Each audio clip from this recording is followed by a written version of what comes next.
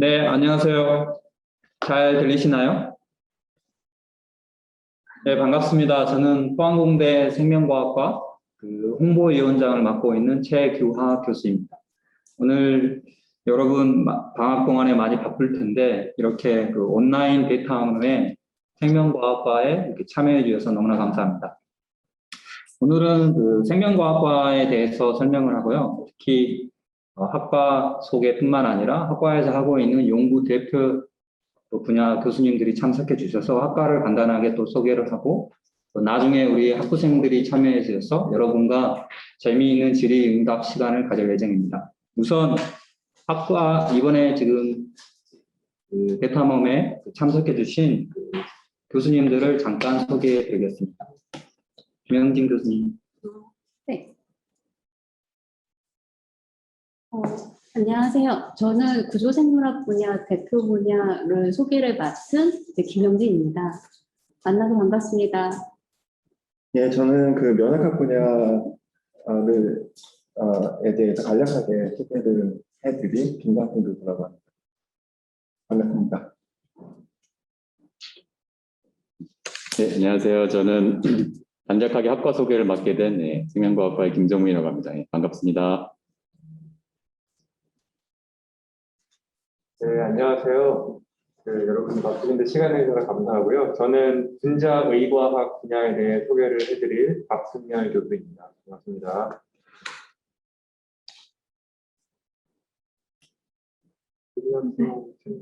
네, 안녕하세요. 저는 18학번으로 재학 중인 학부생 김규리입니다.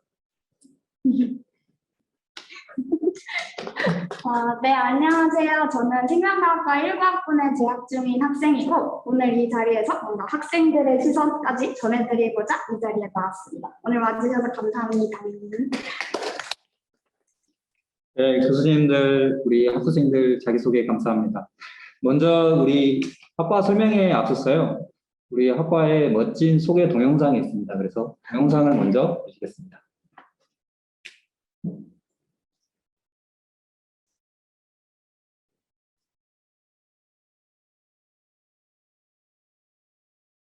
여러분 안녕하세요. 저는 포항공과대학교 생명과학과 제33대 학생의 가정의 학생회장 정채림입니다. 저희가 오늘 생명과학과를 5글자로 소개를 해드리려고 해요. 그럼 지금부터 바로 만나러 가시죠.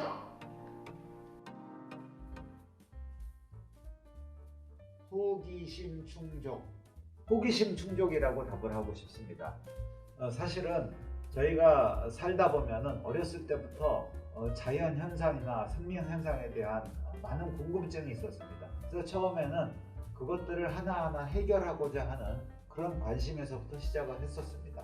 근데 그러다 보니까 점점 이것들이 인류의 복지를 충족하고 우리 삶에 직접적인 영향을 주는 여러 가지 응용으로까지도 가능하다는 걸 알게 됐고, 생명과학이라는 것이 사회 발전, 산업의 발전, 여기에 모두 연결되는 매우 중요한 학문으로 발전하게 되었다고 봅니다. 그래서 결국은 우리가 가진 조그만 호기심들이 결국 커지고 커져서 자기 자신의 지식을 충족시키면서 동시에 사회에 기여하는 그런 학문이 되지 않았나 이렇게 생각을 합니다. 생명과학과는 소수의 집중. 일단 생명과학이라는 학문은 인간과 자연의 근본을 규명하는 학문이에요.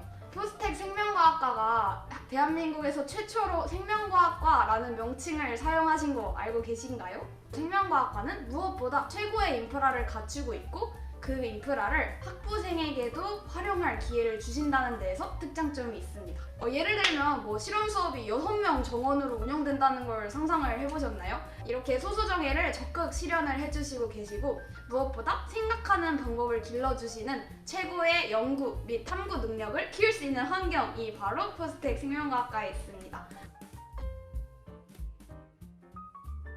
생명과학과에 오시게 되시면 남다른 커리를 통해서 다양한 지식을 쌓을 수 있습니다. 먼저 2학년 1학기에 처음 전공 수업을 듣게 되시면 생명과학 전공 인문, 융합생명과학, 이생명과학개론, 생명과학의 위대한 발견 등과 같은 수업을 통해서 생명과학도의 시선으로 바라보는 그리고 생각하는 법 등을 배울 수 있습니다.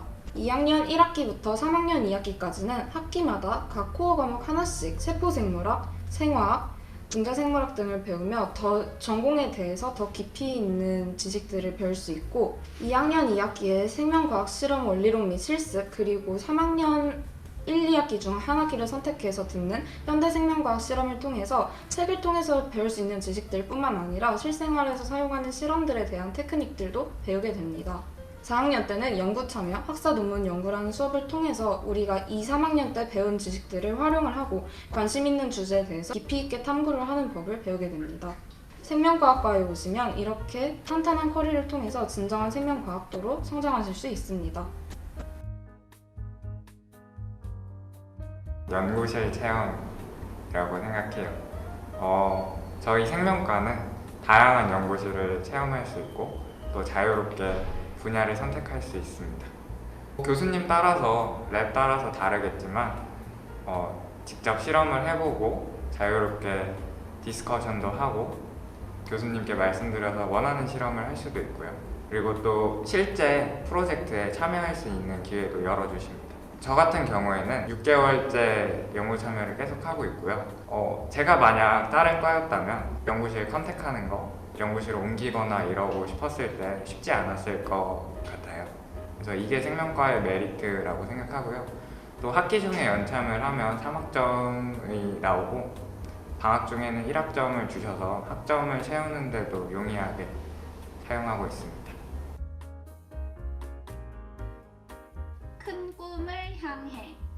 저는 대학원에 진학하게 된 계기가 조금보다 큰 일을 하고 싶었기 때문에 진학을 하게 된 것 같아요.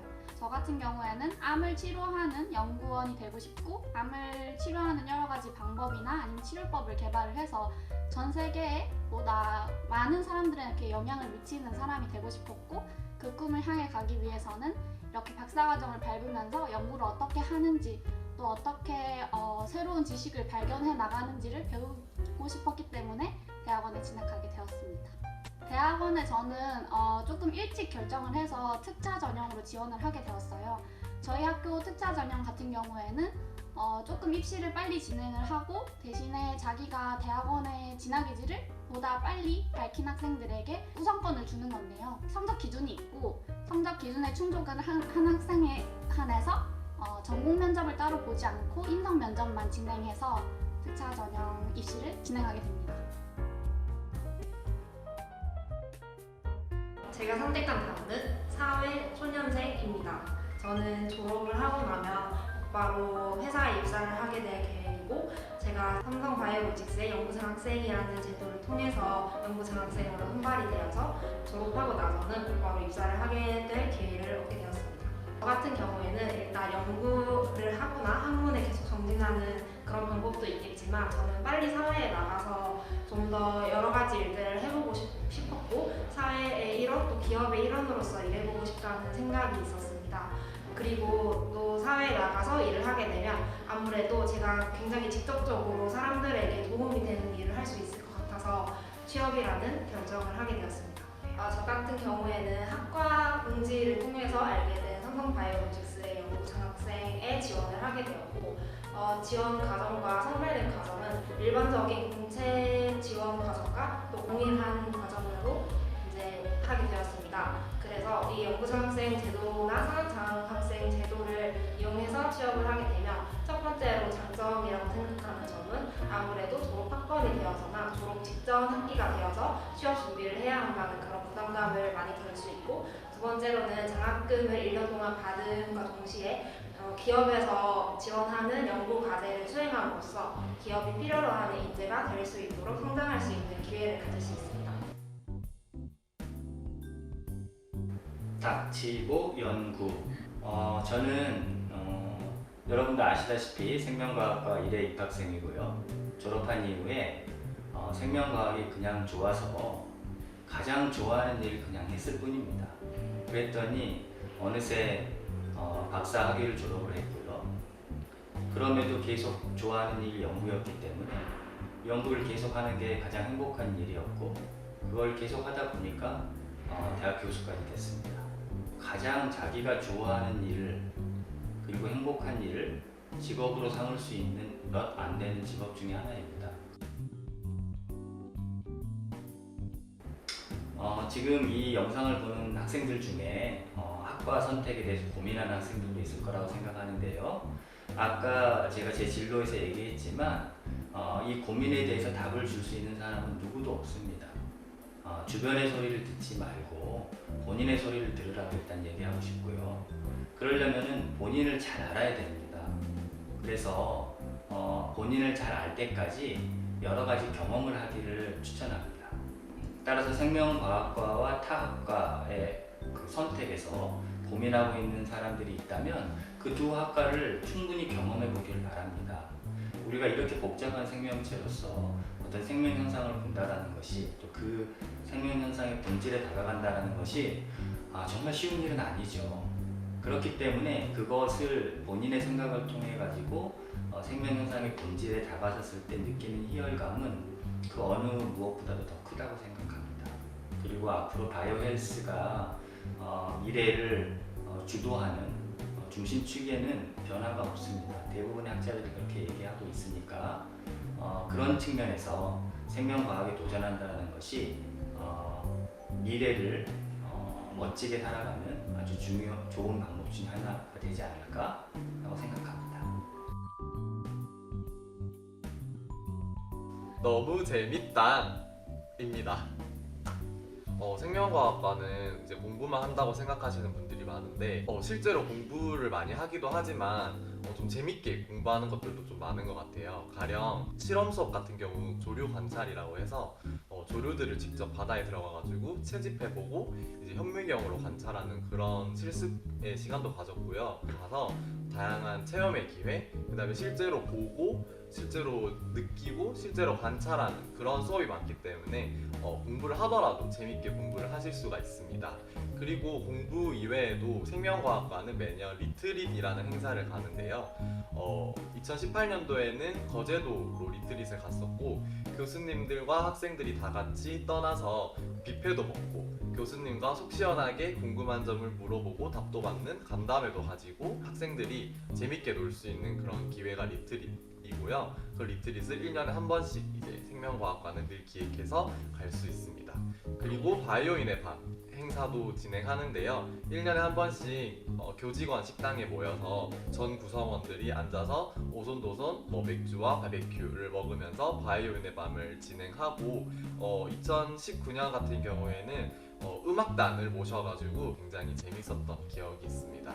이처럼 생명과학과는 다양한 행사들도 많고 공부도 재밌게 할 수 있는 학과니까 너무 딱딱하게 공부만 한다라고 생각하지 마시고 좀 다양한 기회와 가능성이 있는 학과라고 생각해 주시면 되겠습니다.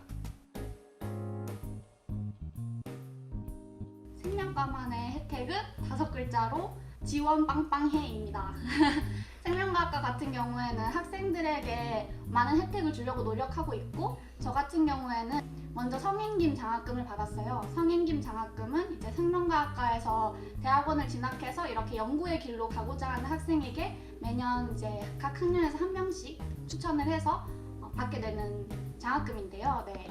그래서 그 장학금을 받아서 조금 더 이제 연구의 의지를 격려를 받게 되는 좋은 혜택이었고 두 번째는 저희 무게장학금이라고 생명과학과와 기계공학과 학생 매년 한 명씩에게 6학기 재학생 중에 성적 최우수자에게 주는 장학금이 있어요. 그 장학금도 받아서 도움이 되었고 학업 정진에 도움이 되었고 마지막으로 학과에서 주는 스튜던트 리더십이라는 상이 있거든요.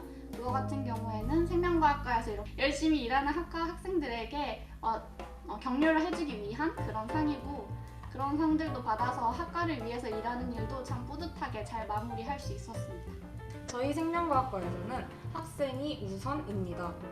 저희가 타과에 비해서 그런 혜택들이 적다는 의견들을 교수님께서 들으시고 직접 반영해 주셔서 앞서 선배가 설명해 주신 장학금 외에도 제넥식 연구상 장학금, SL 장학금들이 새로 신설될 예정입니다. 그 외에도 학생들이 휴게 공간이 부족하다는 의견을 또 수합하셔서 저희 과에는 건물이 3가지가 있는데 그 3건물에 모두 휴게 공간을 신설해 주실 만큼 이렇게 학생들의 목소리를 들으시고 반영해 주시는 그런 멋진 학과입니다. 신설 장학금 그리고 새로 생긴 휴게 공간에 대한 자세한 내용들은 홍보 동아리 생각 페이스북 및 인스타에 업로드될 예정이니 많이 와서 봐주시면 감사하겠습니다. 고향 같은 곳. 더 나은 세상. 후회는 없다. 운명이었다. 최고의 친구. 상상이 실현. 기대한 대로 나의 자부심. 어느 순간부터 저를 저답게 만드는 내가 사람으로서 앞으로 살아가야 될 날들, 과거에 지나왔던 날들, 과연 다른 것과 나를 구별화하는 게 무엇일까 생각을 해봤습니다. 제 생활의 큰 한 몫은 생명과학이었습니다. 처음에는 호기심으로부터 출발했었고 또 어느 순간에는 경쟁도 했었고 그렇지만 정말 즐기면서 그것으로부터 힘을 얻으면서 그러면서 또 이런 학문을 공부한다는 자부심을 가지고 열심히 해왔습니다. 그래서 여러분도 저와 같이 조인하셔서 우리 생명과학을 한번 재밌게 배우고 또 그럼으로써 사회에 정말 알찬 기여를 하는 그런 기회를 가졌으면 합니다. 다시 한번 말씀드립니다. 환영합니다. 꼭 오시기 바랍니다. 감사합니다.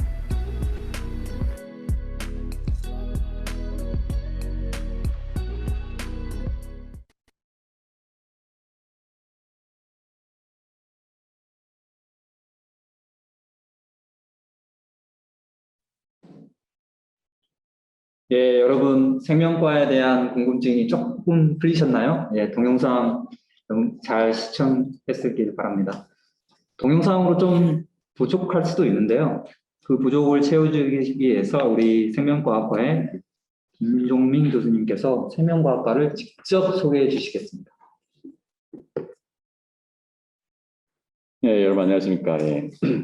일단 뭐 이미 동영상 보셔서 어느 정도 좀 보셨을 것 같은데요. 제가 이제 간단히 그 학과에 대해서 말씀을 드리도록 하겠습니다.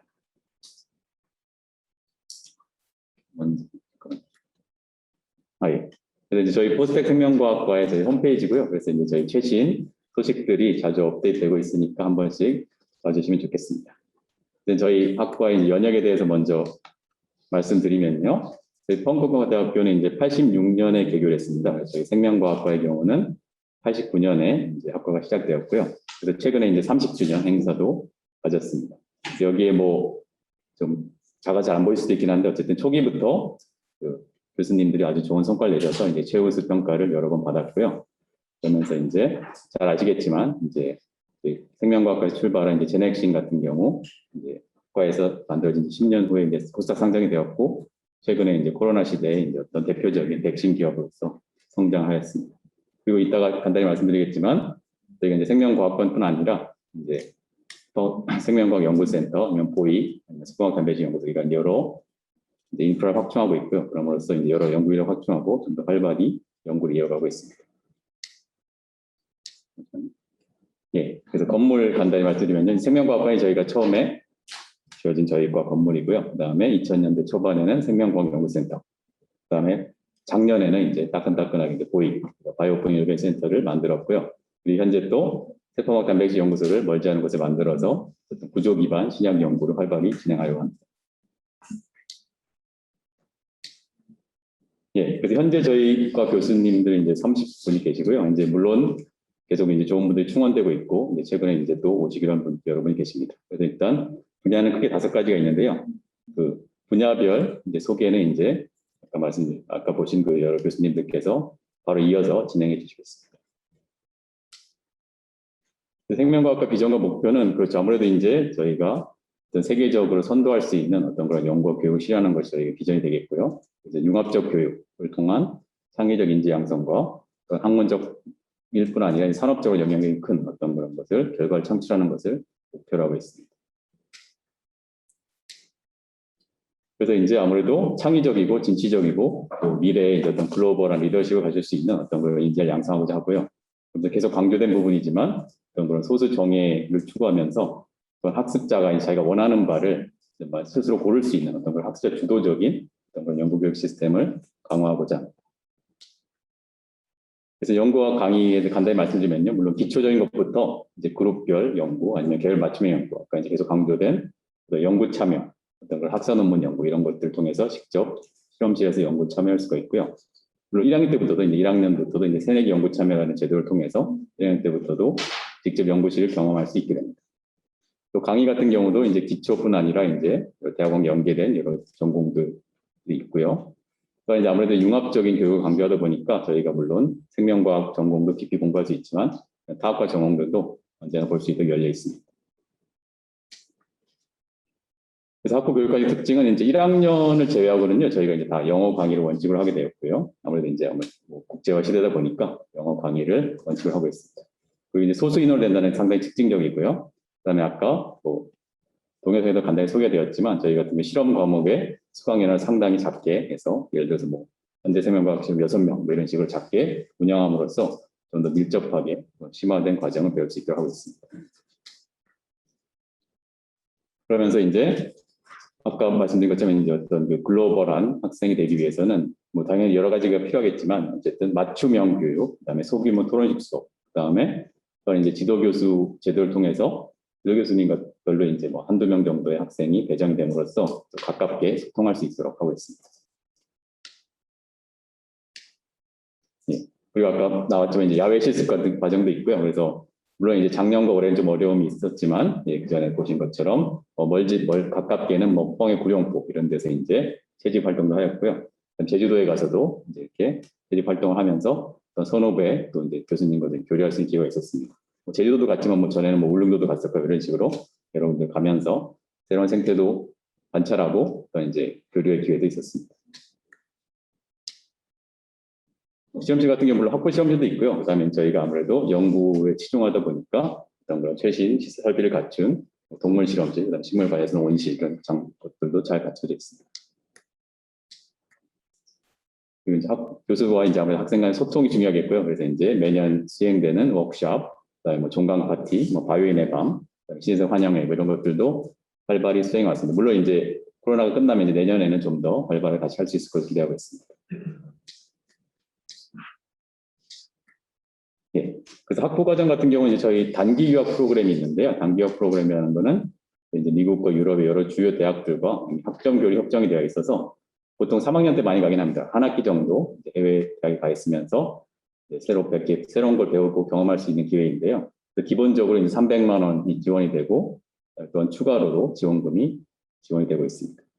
그래서 이제 저희 학교 전체로 물론 이제 작년 같은 경우 작년과 올해는 좀 어려웠고요. 그렇지만 이제 2018, 2019년 보시면은 대략 이제 100명, 그러니까 저희 학부생 1년에 330명인데 100명 이상 이런 정도로 상당히 많은 학생들이 혜택을 누리고 있고요. 또 특히나 저희 생명과학과에서도 상당히 높은 비율로 참여를 하고 있습니다. 그다음 물론 이제 해외 대학도 있지만 국내 대학도 이제 서울대, 연세대, 이화여대, 한예종 등 여러 주요 대학들과 학점 교류가 체결되어 있어서 이제 저희 생명과학 학생들도 많이 이걸 통해서도 또 새로운 원하는 과목을 이제 수강할 수 있습니다. 그다음에 이제 저희가 여름방학이 좀 긴 편이거든요. 여름방학 2달 반 정도 좀 길게 잡아놨는데 그래서 이제 SES 프로그램이라는 걸 통해서 물론 교내에서 할 수 있는 일도 많이 있긴 하지만 좀 더 넓은 사회를 경험하라는 의미에서 여름방학 동안 어떤 그런 여러 기관들과 이제 협정을 맺어져 있어서 학부생들이 가서 참여할 수 있는 그런 기회를 갖고 있습니다. 저희 생명과학 같은 경우는 학부생 전체 인원 70% 정도 상당히 높은 비율로 SES 프로그램을 통해서 여러 기관, 제넥신을 비롯해서 삼성 바이오에피스, 생명과학연구원 이런 내연구원 여러 기관들을 방문하고 이제 새로운 경험을 할 수가 있었습니다. 예, 그리고 학부생 대상으로 어떤 여러 가지 어떤 장학금도 있다는 말씀드렸고요. 그래서 성행김 장학금 같은 경우 100만 원 지원이 되고, 바이오 학업 장려금 같은 경우는 무은자 학부생으로 들어와서 이제 생명과학과로 오게 됐을 때 처음에 지원금이 있습니다. 베스트 어워드 리더십 같은 경우 이제 봉사를 많이 한 학생들에 대한 것도 있고요. 제넥신 연구상 같은 경우는 이제 작년에 신설이 되어서, 그러니까 올해부터 이제 신설이 되어서 이제 연구 참여와 학사 논문 연구를 수강한 학생들 대상으로 이제 좀 더 격려 차원에서 이제 1차는 100만 원, 2차는 200만 원 이런 식으로 지원이 되고 있습니다.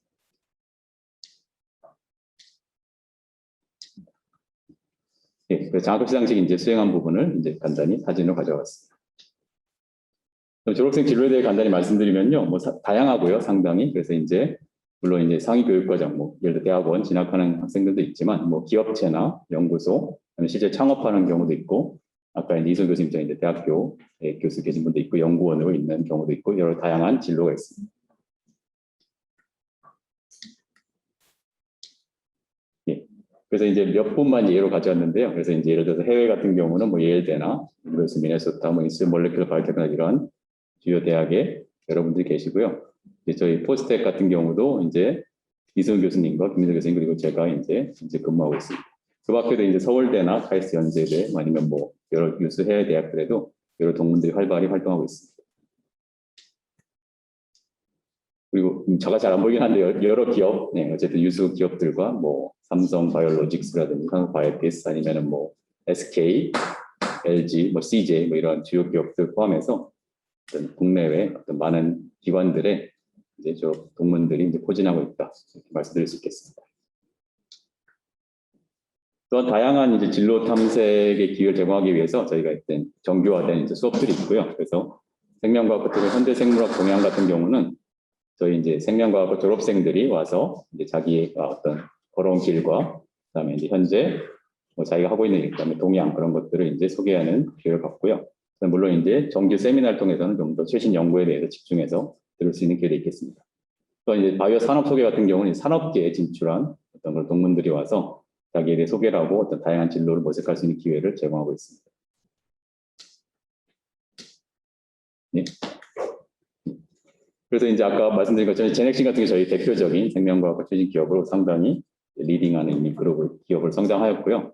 그뿐 아니라 이제 최근에 상장된 앞타머 사이언스 그런 경우도 상당히 좋은 성과를 거두고 있고, 그다음에 식물 기반 백신, 바이오 앱 기업도 있고요. 그다음에 또 이제 최근에 각광받고 있는 마이크로바이옴과 어떤 그런 면역계의 그런 성질을 통해서 상업화하고는 이뮤노 바이옴도 최근에 이제 발발이 활동하고 있습니다. 또 이런 다양한 어떤 그런 창업과 어떤 기업 활동, 또 그렇지 않는 경우에도 이제 기술 라이센싱을 통해서 어떤 걸 좀 더 실제적으로 이제 사회에 기여하는 그런 역할을 하고 있습니다. 그래서 어쨌든 이제 물론 국내뿐 아니라 이제 해외에서도 여러 유수 대학들과 기업들, 그다음에 연구소 어떤 네트워크를 통해서 서로 협력하는 체계를 구축하고 있고요. 그리고 끝으로 이제 아까 뭐 좋은 말씀을 많이 해주셨지만 이제 저희 조윤재 주임 교수님께서 이제 앞으로 이제 국가 사회를 이끌 수 있는 어떤 그런 인재를 성장하기 위해서 여러분들이 많이 생명과학과로 왔으면 좋겠다 그런 말씀을 해주셨습니다. 예, 여기까지 간단히 학과 소개 마치겠습니다. 네, 김종민 교수님 우리 학과 소개 감사드립니다. 김종민 교수님 목소리로 들으니까 훨씬 학생들이 잘 이해했을 거라고 생각합니다. 네, 우리 학과 소개를 전반적으로 했는데요. 저희 생명과학과 안에는 30분의 교수님이 계시는데 사실 한 5개 학문 분야로 세세하게 좀 더 나눠져 있습니다. 그래서 여러분이 이제 좋은 기회인데 각 분야별 교수님께서 오셨습니다. 그래서 각 분야별 소개를 좀 해드리겠습니다. 김영진 교수님 소개 부탁드립니다. 네. 안녕하세요. 그 구조생물학 분야의 그 소개를 맡은 김영진입니다. 저희 구조생물학 분야는 이제 세포 안에서 일어나는 생물학적 현상들에 이제 관련된 관련된 DNA 손상인자, 그냥 면역 단백질, 세포막 단백질의 이 작용 기전 연구에 관련된 이 구조를 연구를 하고 있습니다.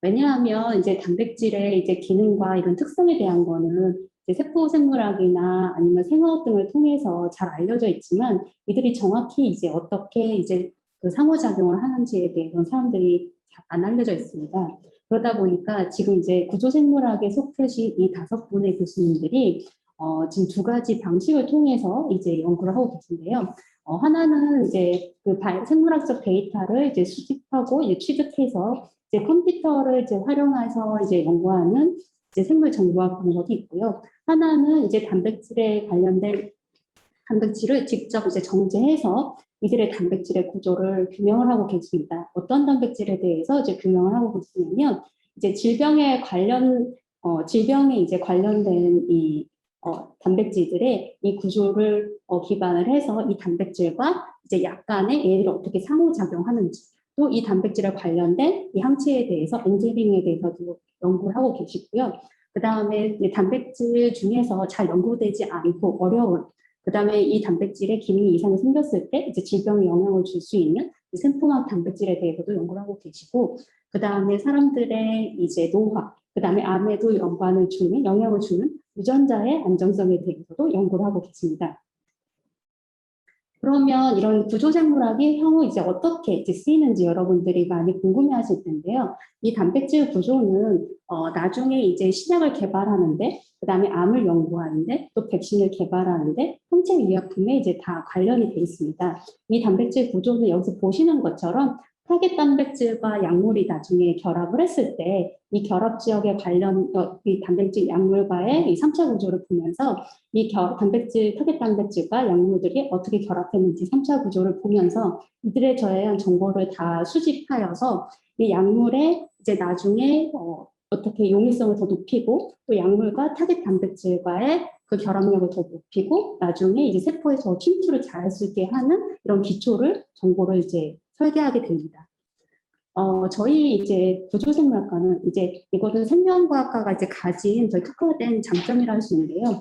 구조생물학을 연구를 하려면 이제 엑스레이 빔과 그다음 최근에 이제 이슈가 된 극초원 전자 현미경을 통해서 사람들이 많이 이제 연구를 하고 있습니다. 저희 이제 포항공대 생물학과는 이제 운 좋게도 거의 걸어서 도보로 한 10분 이내로 이제 그 단백질 결정의 데이터를 분석할 수 있는 방사선 가속기가 이제 유치하고 있고요. 또 최근에 2019년부터 이제 지금 오른쪽 그림에서 보시는 것처럼 BOIC 생명공학연구센터, 이제 세포막 연구소에 이 단백질 이제 샘플을 준비할 수 있는 준비실과 전자현미경이 각각 한 대씩 설치되어 있습니다. 이는 현재 이제 한국에서 전체 국정 전자현미경 중에서 거의 3분의 1 이상이 지금 설치되어 있다고 말할 수 있습니다. 네, 감사합니다.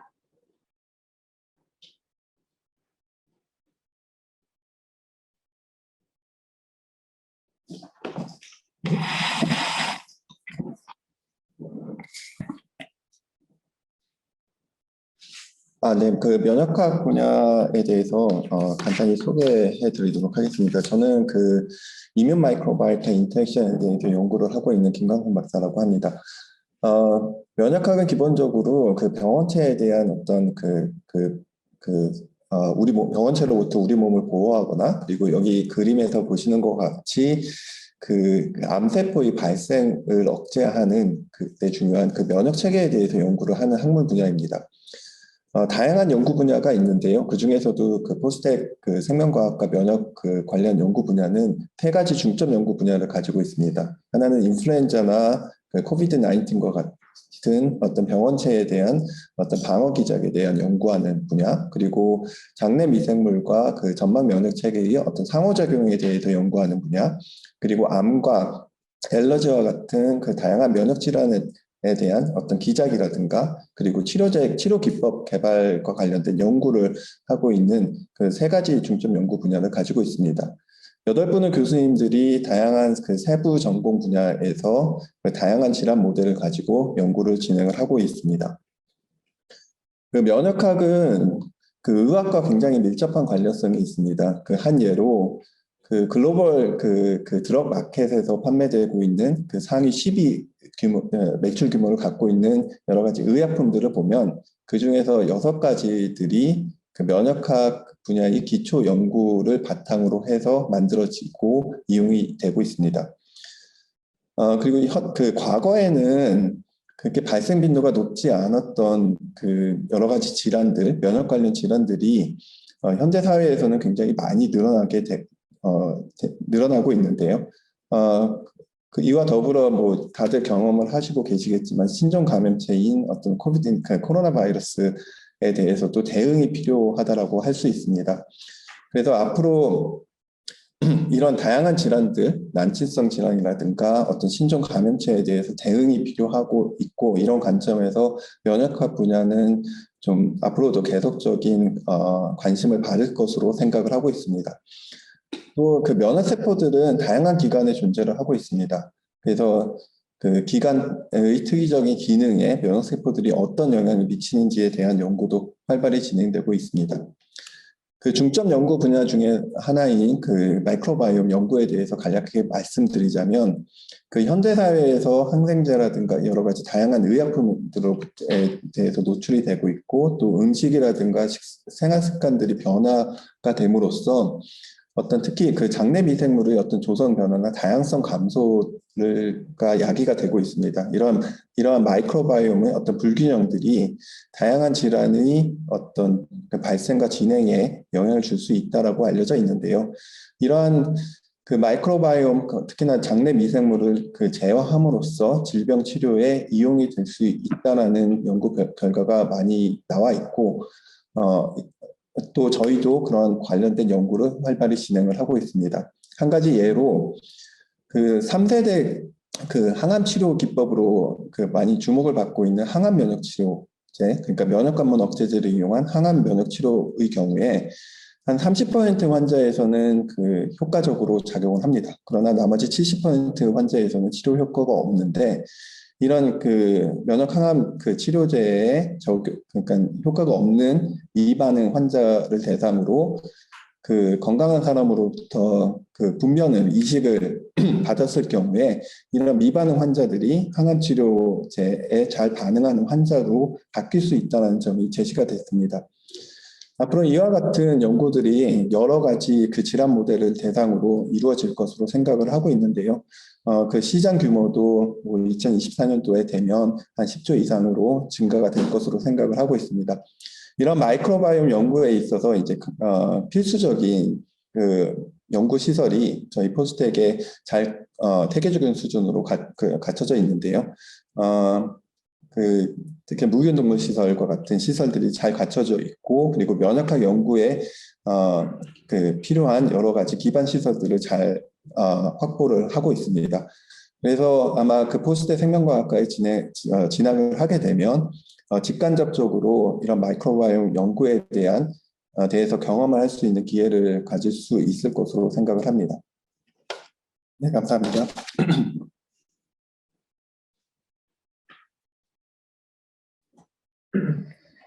네, 안녕하세요. 분자의과학 분야의 대표 교수를 맡고 있는 박승열입니다.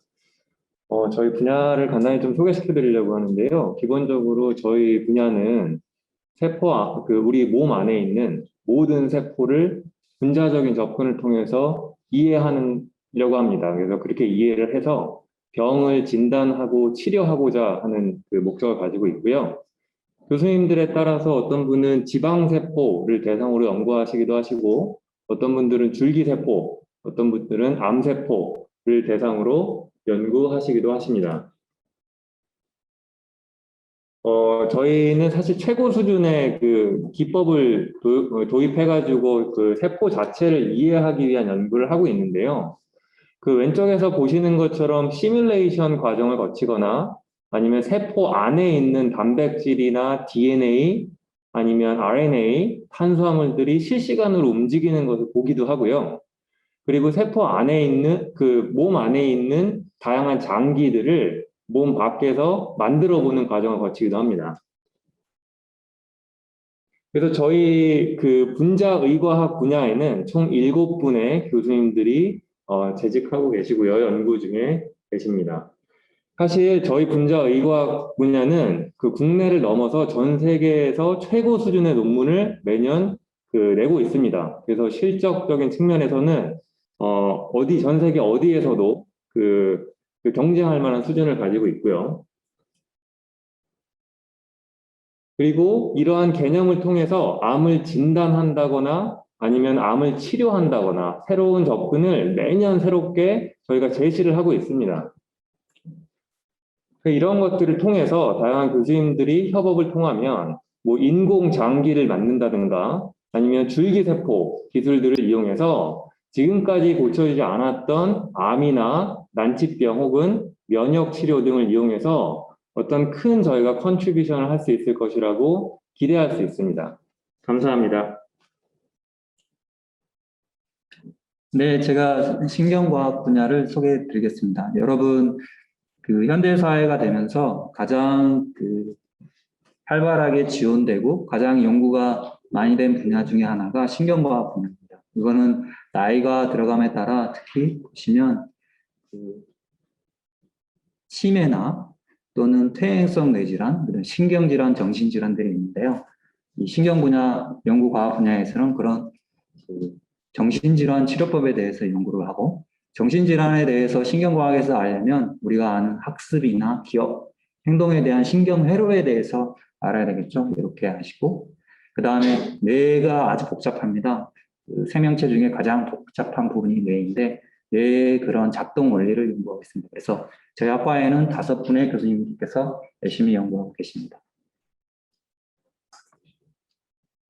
그래서 연구 분야의 전망은 어떠냐? 제가 말씀드린 것처럼 나이가 들어가면 나이 갈수록 건강하게 살려면 결국에는 뇌도 건강하게 살아야 되겠죠. 그래서 뇌질환의 치료 기술을 개발하기 때문에 엄청나게 많은 연구 인프라들이 계속 투자되고 있습니다. 특히 선진국형 질환 연구이기도 하고요. 그 다음에 뇌 자체는 연구 자체가 너무 신비롭습니다. 그래서 감각이나 기억, 행동 이런 걸 조절하기 때문에 뇌 자체를 이해하는 그 자체가 호기심을 충족하는 아주 중요한 연구 분야이기도 합니다.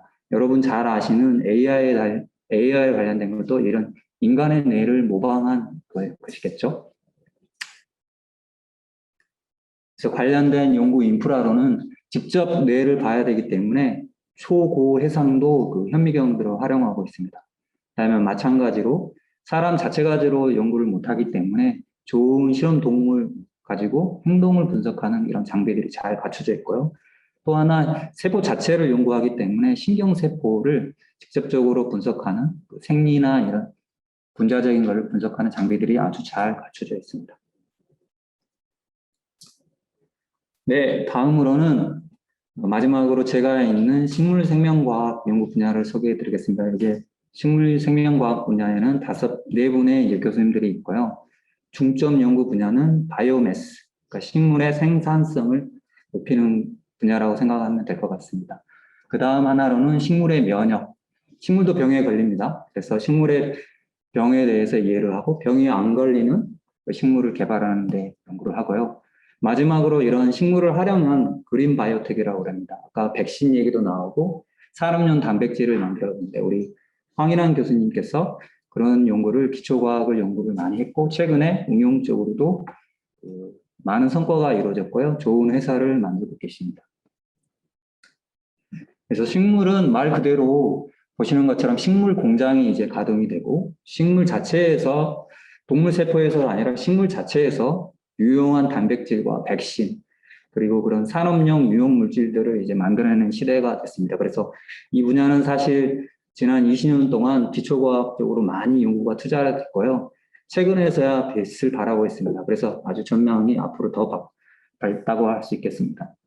그 다음으로는 이제 식물의 생산성, 식물을 크게 하고 우리가 종자나 식물의 그 베지터블들을 먹는데 식물의 생산성을 높이는 거는 우리 먹거리와 직접 관련이 되겠죠. 그래서 계속 연구가 끊임없이 되고 있고요. 그 다음에 더 중요한 거는 이렇게 식물을 키우면서 병에 걸리지 않아야 합니다. 그래서 병이 걸리지 않는 내병성 식물을 개발하고 있고요.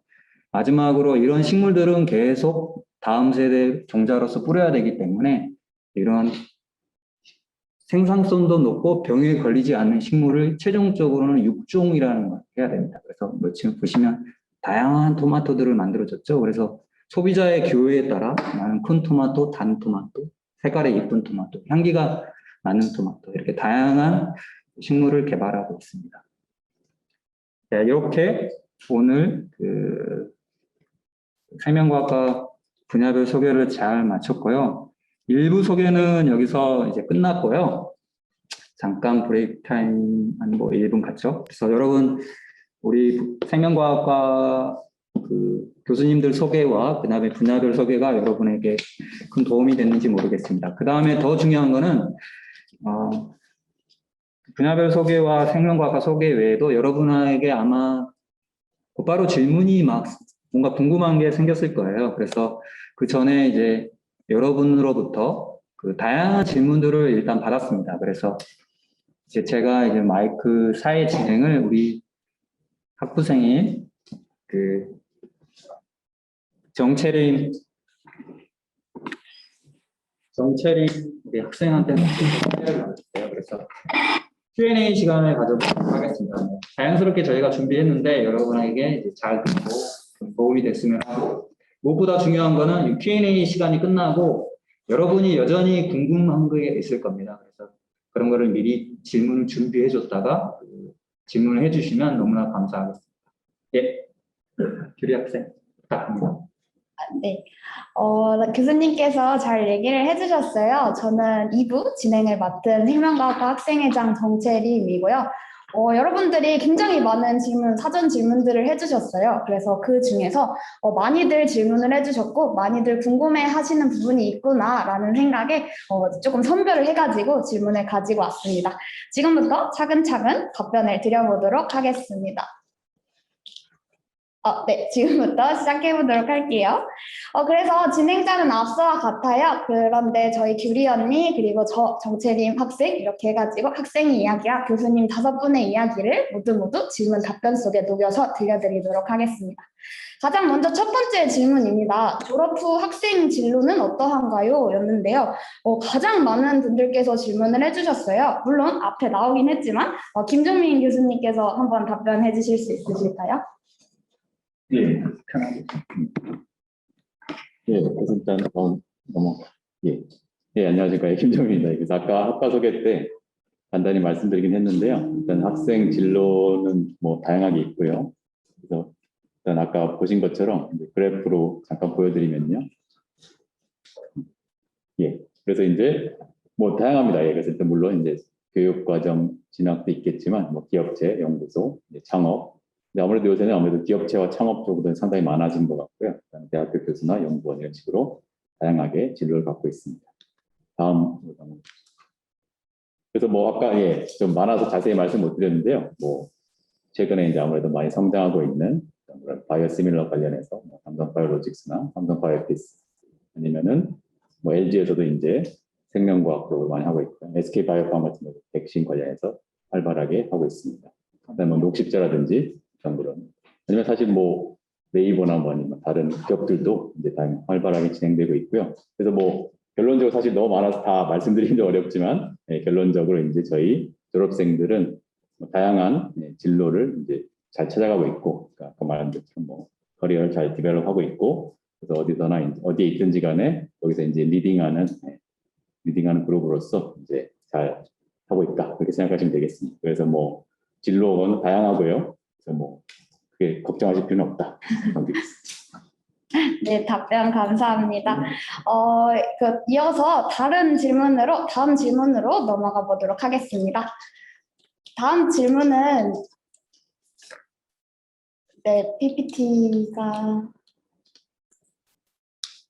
다음 질문은 포스텍 생명과학과만의 차별화된 장점이 있다면 무엇일까요? 라는 질문이었어요. 이거는 우선 저는 생명과학과를 지금 3학년으로 3년째 다니고 있는 학생으로서 제가 느끼기에 어떤 차별화된 장점이 있는지를 일단 먼저 얘기를 해드리려고 합니다. 일단 가장 먼저 소수정예가 정말 잘 실현되고 있는, 물론 다른 학과도 마찬가지이겠지만 생명과학과는 포스텍 안에서도 또 소수과에 속해요. 그래서 이 소수정예의 교육 가치관이 굉장히 잘 실현이 되고 있거든요.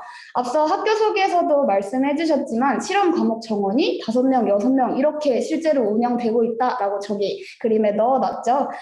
그래서 여기 실험하시는 그 사진들을 보시면 아시겠지만 2인 1조로 진행을 합니다. 그래서 수많은 기자들을 2인 1조로 직접 체험해보면서 실험을 할 수 있다는 게 굉장히 장점이고요. 뿐만 아니라 저희는 교수님들이 저희 학생 한 학년 학생 수보다 더 많아요. 교수님이 학생 수보다 더 많은 그런 학교입니다. 그래서 그런 만큼 교수님들께서 학생 한 명 한 명에게 많은 관심을 기울여주고 계시다는 걸 저는 굉장히 느끼고 있는 것 같습니다. 그리고 다음으로 학생들을 믿어주시고 그리고 그만큼 기회가 가득하다라는 말씀을 드리고 싶어요. 포스텍에서 연구 중심 대학인 만큼 가장 큰 장점이 연구 그리고 실험 과목에 있어서 엄청나게 풍부한 기회를 가지고 있다라는 것인데요. 한 문장으로 정리를 해보자면 횟수 제한, 시기 제한 없이 학생이 자율적으로 연구 참여를 할 수 있다라고 말씀드리고 싶습니다. 1학년 때도 새내기 연구 참여로 전공 지식이 없다고 하더라도 랩의 분위기를 체험을 해보거나 또는 어떤 분야가 있는지를 체험해 볼 수 있도록 해주시고요. 그리고 학년이 올라갈수록 뭐 연구 참여 과목, 그리고 실험 과목들, 그리고 학사 논문 연구 과목까지 학부를 졸업할 때까지 횟수 제한 없이 저 연구 해보고 싶습니다 하면은 교수님께 말씀드려서 본인이 원하는 분야에 얼마든지 연구 참여를 할 수 있다라는 장점이 있습니다. 그리고 실제로 이렇게 기회가 많다 뿐만 아니라 단순히 제도만으로 그렇게 되어 있는 게 아니에요. 믿어주신다라는 게 명백하게 느껴지는 부분들이 앞서서 분야 소개에서 어떤 장비들이 있고 어떤 시설들이 마련되어 있다 이런 말씀을 해주셨는데 실제로 학부생이 연구 참여를 하게 되면 그런 장비들을 이렇게 사용할 수 있도록 해주십니다. 실제로 저도 오늘 동물실에 가가지고 마우스 실험을 하다가 오기도 했고요. 이렇게 제도뿐만 아니라 원활하게 연구 참여 제도가 잘 이루어지고 있다라는 걸 말씀드리고 싶었습니다. 그래서 제 사진인데요. 저희 지도 교수님과 함께 랩의 일원으로 학부생을 받아주셔요. 그래서 저 또한 저만의 DNA 백신 프로젝트를 진행을 했던 그런 경험들 얘기해드리면서 실질적으로 연구 참여가 아주 잘 일어나고 있다 얘기해드리고 싶었습니다. 다음으로 이어서 기리 언니께서 말씀해 주실 것 같아요. 연구 참여가 그런 제도적인 지원도 있지만 금전적인 지원도 많이 해주시는데 이번에 특히 신설된 제넥신 연구상 같은 경우는 연구 참여를 진행하는 학생들에게 이제 연구 참여를 수강한 학생 각 100만 원, 이제 학사 논문을 저희는 졸업할 때 써야 하는데 학사 논문을 써서 조금 우수한 논문을 쓴 학생들에게는 200만 원 혹은 제일 잘 쓴 학생에게 300만 원을 지원하는 그런 제도가 있습니다. 실제로 지금 제 옆에 앉아있는 체리 선생님은 연구 참여 1을 진행하면서 진행을 어떻게 할 것인지 연구 계획서, 프로포저를 써서 심사를 받으면 100만 원을 벌 수 있고요. 저는 이제 다음 학기 학사 논문 연구를 진행할 예정인데 열심히 써서 200만 원을 받고 싶습니다. 그뿐만 아니라 앞에서도 계속 강조했던 다양한 장학 제도들이 있는데 성인김 바이오 장려 장학금 그리고 무게 장학금들은 계속 유지가 되고 있었는데 최근에 CJ 제일제당 산학 장학금이 새로 신설될 예정이라 사실 같은 얘기를 계속 반복하고 있긴 했지만 이렇게 저희 학과의 학부생들을 지원해주는 그런 장학 제도가 정말 많다라는 것을 강조해드리고 싶습니다. 그리고 마지막으로 이제 그런 금전적인 지원, 제도적인 거 외에도 그냥 조금 학부생들을 위해서 잘 챙겨주신다, 소통이 잘 되고 있다라는 걸 강조하고 싶은데 동영상에서도 언급하긴 했지만 저희가 이제 각 건물마다 좀 휴게할 공간이 없어서 힘들다라는 거를 말씀드렸더니 그걸 너무 잘 반영해 주셔서 거의 몇 달 만에 뚝딱 이렇게 밑에 4개 사진들이 각 건물마다 있는 휴게실이거든요. 이렇게 멋진 휴게실들을 만들어 주셔서 학부생들뿐만 아니라 대학원생들도 각 건물에서 연구를 하면서 또 휴식하는 시간도 가질 수 있어서 정말 소통도 잘 되고 있다는 점이 저는 생명과의 큰 장점이라고 생각합니다. 네, 이렇게 저희 학생들이 시선에서 어떤 장점들이 있는지를 간략하게 얘기를 해드렸고요. 이어서 그렇다면 그럼 포스텍 생명과학과만의 특화된 연구 분야가 있다면 무엇일지 김광순 교수님 혹시 한 말씀 해주실 수 있으실까요? 모르겠습니다. 각 대학들도 각 다른 대학들의 생명과학과를 보면 이제 특화된 연구 분야들이 한두 개씩 있을 것이고 아마 여기 어떤 좋아하는 연구 분야를 찾아서 진학을 하시면 될 것 같은데요. 근데 저희 생명과학과에서 보시면 앞서 소개해 드린 것처럼 그러니까 면역학 연구 분야들 또는 특히나 마이크로바이옴 연구 분야에 있어서는 다른 대학에서 할 수 없는 일들을 진행을 할 수가 있습니다. 특히 무균동물, 무균 마우스를 이용한 연구들 같은 경우에는 국내에서 그러니까 어떤 이뮨 마이크로바이옴 인터랙션과 관련된 연구를 잘 진행할 수 있는 곳은 여기밖에 없다라고 생각을 하고 있고요. 그리고 구조 분야도 마찬가지고 어떻게 보면 구조에서 그러니까 구조 연구나 아니면 저희가 그러니까 마이크로바이옴 연구 하는 데 있어서는 굉장히 좀 고가의 장비들이 필요한 것이 사실이거든요. 근데 저희 구조 분야, 연구 분야도 어떻게 보면은 그런 그 장비들을 잘 갖추고 있고, 또 뭐 학부생들도 그런 기계를 그런 장비를 활용을 해서 어떤 연구를 진행할 수 있다라는 그 장점이 있을 것 같습니다. 근데 한 가지, 그러니까 저희 그 포스텍 생명과학과에서 이제 그 학부생들이 이제 연구 참여를 하게 되고, 거기에 대해서 이제 졸업 그 논문을 쓴다거나 아니면 어떤 리뷰 그 아티클을 작성을 해야 되는데, 그게 그렇게 쉽지만은 않습니다. 근데 그게 일종의 뭐 졸업이 어렵다라고 생각할 수도 있는데, 다른 말로 얘기를 하면 그렇게 그 과정을 통해서 졸업한 친구들은 어디 나가도 어떤 분야에서도 잘 연구를 잘 할 수 있다라는 얘기가 될 수 있거든요. 그래서 저희 교수님들 사이에서도 그런 부분들은 굉장히 조금 자랑스럽게 생각을 하고 있습니다. 제가 뭐 해드릴 수 있는 말은 여기까지고요. 그리고 생명과학과 분야뿐만, 그러니까 생명과학과를 통틀어서 좀 그 어떤 장점을 얘기를 드리자면, 실제적으로 저도 생명과학을 연구한 지 25년 정도가 됐습니다. 그런 연구를 통해서 느낀 건 뭐냐면, 좀 모르는 게 너무 많다. 그리고 수학과 다른 공학 분야의 연구처럼 답이 명확히 내려지는 학문 분야는 아니거든요.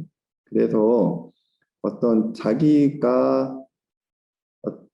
관점에서 생명과학을 연구를 할 수 있다는 게 어떤 다른 그 공학과 다른 이학 계통과의 어떤 연구 분야와의 어떤 좀 차별성이라고 생각이 됩니다.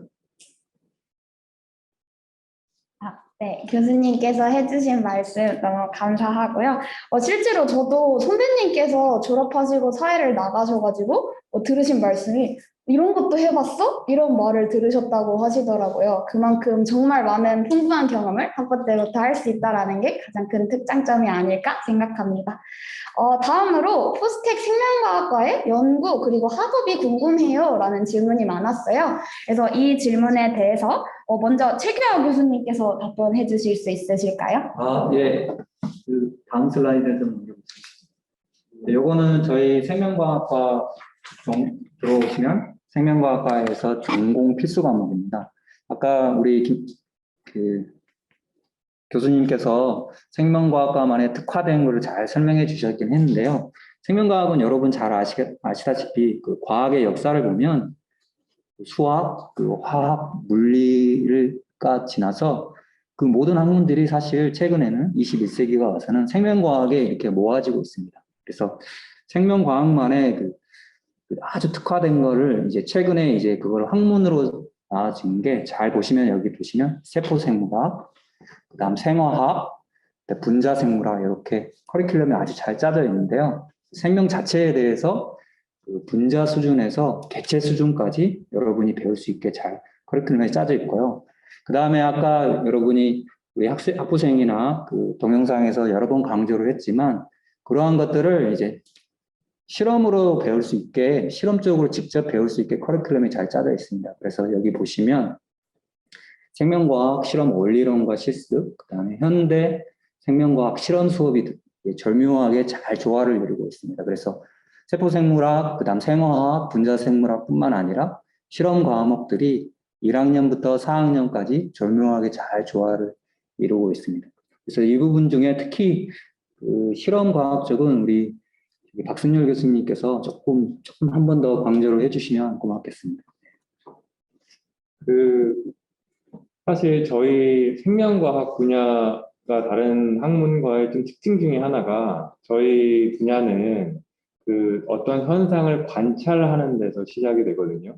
그래서 이론적인 그 어떤 교과서에 있는 이론적인 내용을 저희가 이제 학습을 한 다음에, 그 저희 과에서는 그 실험 수업이라는 거를 굉장히 강조를 많이 하고 있어요. 그 이유가 왜 그러냐면, 학생들이 어떤 실질적으로 생명과학이라는 거를 본인이 직접 하기 위해서는 관찰이라는 거를 기반으로 해야 되는데, 그 기반하려면 실험을 할 수밖에 없거든요. 그래서 저희가 그 학교에 들어오면 1학년생부터 아주 자유롭게 어떤 연구실이든 어떤 교수님의 그 지도하에든 그 자유롭게 좀 갈 수가 있어요. 그래서 새내기 연구 참여, 그다음에 연구 참여 1, 2, 그리고 졸업을 앞둔 학생들한테는 학사 논문 연구 이런 식으로 저희가 다양한 기회를 좀 많이 제공하려고 노력을 많이 하고 있고요. 이거는 단순히 저희가 프로그램만 만드는 게 아니고 재정적으로도 굉장히 많은 서포트를 하고 있습니다. 그래서 그 저희는 이론 수업과 연구 수업을 좀 같이 병행해서 학생들한테 많이 그 알려드리려고 노력을 많이 하고 있습니다. 그리고 사실 여기서 끝나지 않는 것이 저희가 학생들한테 실제로 피드백을 많이 받아보면 생명과학과를 졸업하고 어떻게 해야 되나요? 라는 질문이 가장 많이 들어와요. 그래서 저희가 고민을 했던 부분이 그럼 실제로 저희 과를 졸업하시고 회사에 가신 분들, 아니면 교수로 계신 분들, 연구소에 계신 분들, 그리고 이미 그 대학교를 졸업하시고 다른 데 가신 분들을 계속 모셔요, 학교에. 그래서 이분들이 학교를 졸업하고 어떤 다양한 루트로 사회에 진출할 수 있는지에 대한 다양한 시각을 좀 제공해 드리려고 노력을 많이 하고 있습니다. 네, 이렇게 저희가 어떤 것을 어떻게 배우고 있는지 한번 제 질문에 답변이 되셨길 바라겠고요. 다음 질문은 여러분들이 많이 궁금해하실 것 같아요. 그렇다면 도대체 포스텍 생명과학과 진학에 필요한 역량이나 자질은 무엇인가요? 라는 질문입니다. 실제로 저도 입시를 하고 이 포스텍 생명과학과에 진학을 했기 때문에 먼저 했던 사람으로서 그걸 위해서 준비했던 것 그리고 하기를 추천하는 것부터 먼저 말씀을 드리고 싶어요.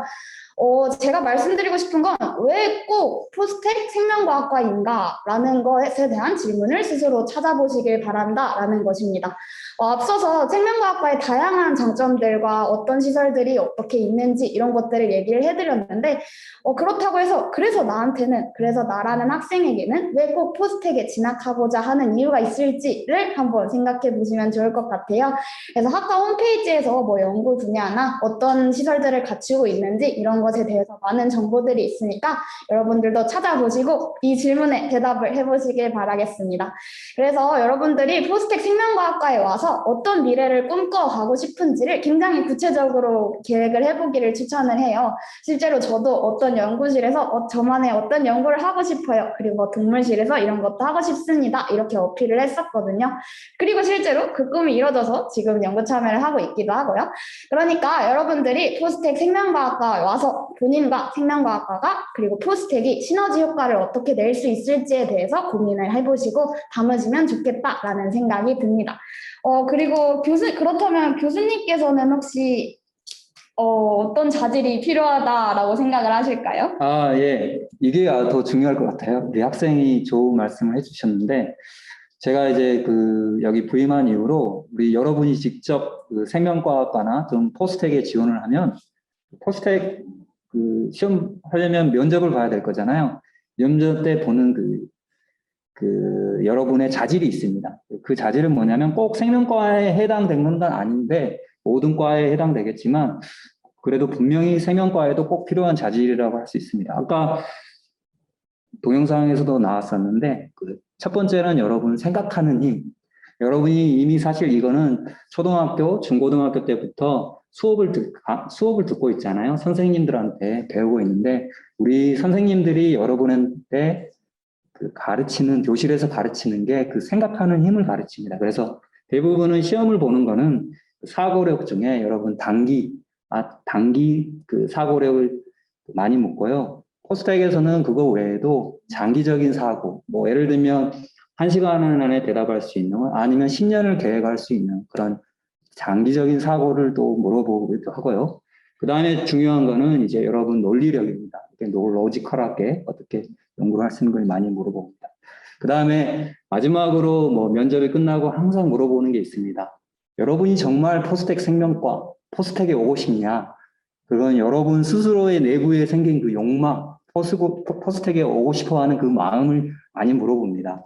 내가 여기에서 부모님 등 떠밀려 왔나? 유행에 왔나? 또 매스컴에 왔나? 내부의 정세에 따라서 왔나? 그런 게 아니라 내가 정말 우리 포스텍에 정말 생명과에 오고 싶다. 포스텍에 와서 또 생명과에 진학하고 싶다. 그런 그 학생들에게 아주 좋은 그 점수를 주고 그런 자질을 당연히 갖춰줘야 할 것 같습니다. 예, 이상입니다. 네. 그래서 여러분들이 포스텍 생명과학과를 꿈꾸신다면 거기에 대해서 스스로 질문을 해보시고 확신이 쓰셨다면 자신감으로 임하시길 바라겠습니다. 다음 질문으로 넘어가 볼게요. 다음 질문은 최근 관심을 많이 받고 있는 그런 연구 분야가 있다면 무엇일지라는 질문이었습니다. 김영진 교수님 답변해 주실 수 있으실까요? 이게 좀 어려운 질문인 것 같아요. 우선은 그냥 모든 분야라고 말할 수 있을 것 같고요. 그 다음에 지금 저희 분야에서는 지금 어쨌든 핫하게 지금 떠오르고 있는 거는 이제 바이오와 그 다음에 인공지능이랑 이제 연결을 하는 거거든요. 그래서 저희는 이제 컴퓨터, 그러니까 인공지능에다가 이제 저희 같은 경우 단백질 구조하는 걸 어떻게 폴딩하는지 얘네들의 여태까지 풀린 구조를 합숙시켜서 그러니까 이 구조를 바탕으로 해서 단백질의 이제 구조를 예측하는 게 이제 핫하게 이제 연구로 되고 있습니다. 그래서 지금 아마도 이런 인공지능과 이렇게 바이오가 융합하는 게 핫하지 않을까라고 생각하는데 아마 박승열 교수님은 다른 생각을 가지고 계실 것 같아요. 제가 해볼게요. 사실 불과 한 5년 전까지만 해도요, 이 생명과학 이제 학문의 분야가 되게 많은데 생명과학 하는 사람들이 다른 학문을 하는 분들한테 가서 생명과학을 설명해야 됐었어요. 근데 사실 지금은 다른 학문을 하시는 분들이 생명과학을 하고 싶으셔가지고 계속 저희한테 와서 같이 하고 싶다는 말씀을 너무 많이 하세요. 근데 사실 저희도 그걸 인지를 해가지고 생명과학 분야의 대표적인 5분야를 나눴고요. 저희 과에서 그 5분야의 대표적인 교수님들이 다 포진되어 있습니다. 그래서 사실 생명과학을 어떤 분야를 하시든 최근에는 굉장히 주목을 많이 받고 있기 때문에 어떤 분야가 더 중요하다, 우열을 가리기가 되게 힘들고요. 사실 저희 과에서는 대부분의 교수님들이 거의 탑 레벨에 계시기 때문에 그 부분은 전혀 걱정하지 않으셔도 되지 않을까 생각을 합니다. 답변이 됐을까요? 네, 충분히 됐으리라고. 생명과학 자체라고 생각하시면 될 것 같아요. 네. 생명과학 자체가 관심을 많이 받고 있다라고 정리를 하고 지나가면 될 것 같아요. 다음 질문입니다. 방금도 잠깐 얘기가 나왔었던 것 같아요. 그렇다면 타 연구 분야와 그 융합 그리고 연계 공부가 포스텍 생명과학과에서 가능한가요? 라는 질문이었는데요. 이거는 실제로 공부를 하고 있는 제가 먼저 말씀드리고 싶은 부분이 조금 있습니다. 일단 가장 먼저 생명과학과에서 개설해 주시는 과목 중에서 타 학문과의 연계를 할 수 있도록 융합생명과학이라는 과목을 개설을 해주셨고요. 뿐만 아니라 의과학과의 연계점도 배울 수 있도록 그리고 연사님도 초청을 해주셔서 실질적인 내용들을 배울 수 있도록 의생명과학에 대한 과목 개설도 해주셨습니다. 그리고 방금 김영진 교수님께서 바이오 헬스 인공지능 과목에 잠깐 그런 얘기를 해주셨던 것 같은데요. 이게 이미지가 실제로 제가 작성했던 코드예요. 저는 생명과학과에 다니고 있지만 이렇게 바이오 헬스 인공지능 과목을 들으면서 생명과학도로서 필요한 그런 툴을 습득할 수 있는 그런 기회도 있었습니다. 그리고 실제로 복수 부전공 신청이 굉장히 간단해요. 이거는 포스텍의 장점이기도 한데요. 실제로 지도 교수님과의 면담 후에 이렇게 버튼을 눌러서 전산상으로 신청을 하면 과마다 인원 제한 없이 자유롭게 신청이 가능합니다. 그리고 이어서 혹시 최기하 교수님께서 더 덧붙여 주실 말씀 있으실까요? 예, 다른 하나는 포스텍이 지금 신입생을 뽑을 때 무문제 학부로 뽑습니다. 그 말은 뭐냐면 전공 자체를 정하지 않고 3학기가 지날 때까지 전공 자체를 정하지 않고요. 그 다음에 3학기가 이후에 이제 전공을 정하게 되는데 이렇게 편제를 바꾼 이유는 지금 질문에 있는 것처럼 생명과학과 컴퓨터공학, 생명과학과 화공학, 생명과학과 기계공학, 생명과학과 심지어 산업공학 이렇게 학과 간의 벽을 없앴습니다. 그래서 그 말은 뭐냐면 이제 전 세계 많은 유명 대학들이 이런 학과 간의 벽을 무너뜨리고 융합 학문을 하고 있습니다. 그래서 여러분이 걱정하지 않으셔도 내가 생명과학과에 진학하셔도 컴퓨터에 관련된 코딩이나 컴퓨터에 관련된 게 배울 수 있는 그 기회가 무한하다고 생각하시면 될 것 같습니다. 네, 이상입니다. 네, 그래서 실제로 탁과를 복수 전공이나 부전공 하지 않아도 더 듣고 싶은 과목이 있다면 언제든지 접근 가능하도록 제도가 마련되어 있으니까요. 융합 과목 공부는 너무너무 가능하다라고 정리하고 지나가면 될 것 같습니다. 다음 질문입니다. 포스텍 생명과학과를 꿈꾸면서 읽어볼 책을 추천해주세요 라는 질문이 왔어요. 네, 그래서 이거 교수님들 혹시 답변해 주실 수 있을까요? 먼저 김영진 교수님께서 한번 말씀 부탁드립니다. 네. 저는 저는 왓슨의 이중나선이라는 책을 추천해주고 싶은데요. 제가 생화원을 이제 처음에 가르칠 때 이제 첫 번째 챕터에서 이제 놀라운 발견이라고 해서 왓슨과 크릭의 DNA 이중나선 발견에 대해서 소개를 하고 있습니다. 그래서 처음에 이제 학생들이 이해를 돕기 위해서 이제 동영상을 틀어주면서 이제 스토리를 얘기하는데, 이 책은 이제 왓슨의 관점에서 왓슨이 이제 쓴 책인데 DNA 이중나선을 어떻게 이 사람이 발견을 했는지에 대해서 쓰고 있어서 되게 흥미롭고요. 어떻게 발견 스토리를 여러분이 다 그 발자취를 따라갈 수 있다는 점에서 재밌고, 그다음에 두 번째 흥미로운 점은 이 사람들이 이걸 발견하기까지 되게 실패하고 좌절을 겪으면서도 계속 이 DNA 이중나선을 발견하기 위해서 꾸준히 이제 연구를 했다는 점이고요. 그래서 여러분들이 만약에 이제 내가 어떻게 과학자가 돼야 될지, 과학자를 연구를 한다고 하면 어떤 마음가짐을 가져야 가져가냐 하는 생각이 들 때 이 책을 읽게 되면 자연스럽게 배울 수 있지 않을까 해서 추천하고 싶습니다. 네. 다음으로 옆에 계신 김강승 교수님도 책 하나 추천해 주실 수 있으실까요? 저는 미생물, 그러니까 장내 미생물에 대해서 연구를 하고 있기 때문에 관련된 책을 두 가지 소개시켜드리고자 하는데요.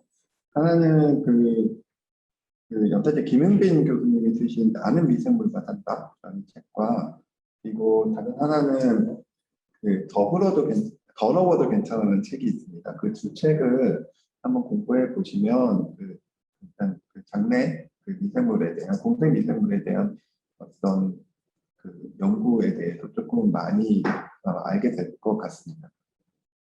네, 감사합니다. 다음으로 김종민 교수님 책 추천해 주실 수 있으실까요? 예, 저는 학부생 때 본 걸 기억하는데, 저는 지네틱 스위치라는 책이 있었거든요. 박테리어 페이지 람다에 대한 책인데요. 그래서 약간 클래식한 책이 있어서 상당히 재밌게 봤고요. 최근에 이정파에 나는 제가 소개를 못 해봤습니다. 한번 찾아보시길 바라겠습니다. 네, 감사합니다. 다음으로 박승열 교수님 먼저 해주실 수 있을까요? 네, 저는 사실 굉장히 대표적인 책인데요. 총균세라는 책을 사실 추천을 합니다. 제가 대학교 때부터 이제 가지고 있던 습관 중에 하나가 다독이 되게 중요하다고 생각을 해가지고, 저희 학교 이제 도서관 사이트에 가면 추천 도서 목록이 100개가 있어요. 그거를 그냥 위에서부터 읽기 시작을 했거든요. 근데 어느 날 총균세가 나와가지고 읽어봤는데, 이 생물학도로서 읽어보기에 굉장히 좋은 책인 것 같아서 여러분들도 한번 읽어보셨으면 좋을 것 같다라고 생각을 해서 강력하게 추천하겠습니다. 네, 마지막으로 최기하 교수님 추천 부탁드립니다. 이제 여러 교수님들께서 좋은 생명과학 분야 책 소개해 주셨는데요. 저는 좀 제너럴한 책 2권, 아주 얇은 2권입니다. 그래서 그렇지만 아주 파워풀한. 그래서 여러분 일본 수학자 히로나카가 쓴 학문의 즐거움이라는 책이 있습니다. 그 책을 또 번역을 우리 포스텍 교수님이었던 박승량 교수님께서 번역을 해주셨는데요. 그 책 안에는 여러분이 지금 공부하고 있는 배움과, 그리고 제가 강조한 생각, 그리고 뭔가를 만들어내야 되는 창조에 대한 기쁨에 대한 열쇠가 그 책 안에 딱 들어있습니다. 여러분 꼭 그 책을 읽어보셨으면 합니다. 그 다음에 다른 책 한 권은 아주 조금 더 얇은 책인데, 이그노런스라는 책입니다. 네, 한국말로 하면 무지죠. 요거는 그냥 무지를 설명한 게 아니라 질문의 중요성을 잘 설명한 책입니다. 자, 여러분 지금 아까 질문이 벌써 채팅창으로 들어왔죠? 여러분 이 순간 질문을 하는 사람과 질문을 하지 않는 사람. 나중에 여러분이 나중에 포스텍에 들어오려면 질문을 잘해야 됩니다. 그래서 질문을 마구마구 해주세요. 예, 이상입니다. 네, 책 추천 감사드립니다. 지금 채팅창으로 목소리가 명확하게 들리지 않은 부분이 있다고 하셔서 저희가 나중에 추천해주신 도서들 정리해서 업로드해드릴 테니까 너무 걱정하지 않으셔도 괜찮습니다. 그리고 최기혁 교수님께서 말씀해주셨듯이 질문 지금 하시는 분이 승자겠죠? 네. 채팅으로도 질문이 많이 왔어요. 많이 왔는데 이걸 다 읽는 거는 조금 어려울 것 같아서 마이크를 켜고 당당하게 질문을 해주시면 감사할 것 같습니다. 네, 지금부터 질문이 있으신 분들, 추가적인 질문을 하고 싶은 분들 질문해 주시면 좋겠습니다. 네.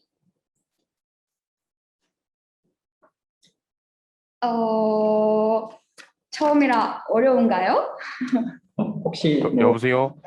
네, 잘 들립니다. 네, 팽선 본인 성함이 혹시 어떻게 되실까요? 팽선홍요. 네, 질문해 주시면 됩니다. 이게 그 입시나 이런 거랑 관련된 거는 아니고 그냥 개인적인 호기심인데 상관이 없나요? 예, 좋습니다. 사람의 신경이 있잖아요. 이런 거를 도성 같은 걸로 대체할 수 있는 기술이 있는지, 그 다음에 빛이 시신경을 통해서 들어오면은 우리 뇌에서 어떤 과정을 통해 인식해서 이미지로 보게 하는지, 카메라를 이용해서 이안을 제작할 수 있는지, 신경의 전도 속도보다 빠른 도선으로 신경을 대체한다면 사람의 반사신경이 더욱 빨라지는지, 이런 것들이 좀 궁금했어요.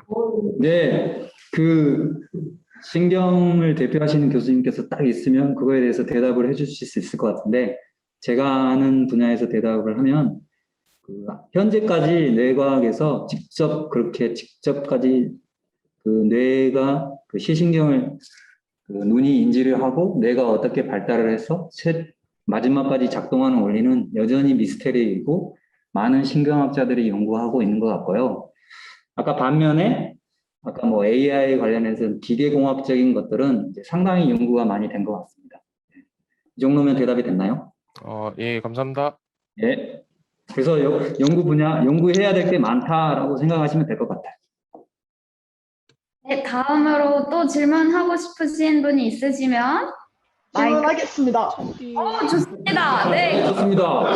김유진 친구인가요? 네, 저 같은 경우에는 학교에서 생물을 배우면서 그 중에서 면역학에 가장 흥미를 느꼈는데요. 그래서 진로 탐색하려고 막 인터넷 찾아보니까 면역학 연구소가 다 의과대학 이런 데 있더라고요. 그래서 비공개 대학에서의 면역학 연구랑 의과대학 쪽에서랑 그게 어떻게 다른지, 그리고 면역학 연구 이런 거 하려면은 뭐 의사 면허가 있어야 되는지, 아무튼 제가 이쪽에 자세히 몰라가지고 아무튼 네, 질문 감사합니다. 김광순 교수님 답변해 주실 수 있으실까요? 실제적으로 그 의사분들이 기초 연구를 요새는 하시는 분들도 많습니다. 그리고 더불어서 그 의과대학에 이제 면역학 연구소가 있는데요. 거기에 있는 교수님들 보시면 그 의사 면허를 가지고 있지 않지만, 그리고 면역학 분야에서 어떤 그 PhD 그 박사학위를 받고 계셔서 연구하시는 분들도 계시거든요. 근데 의대에서 면역학 연구가 갖는 장점이라고 하면 그 임상에서 그 사람으로부터 얻은 샘플을 가지고 연구를 하시는 분들이 이제 좀 많고요. 그런 그 임상 샘플을 가지고 실험을 하려면 의사 면허가 필요합니다.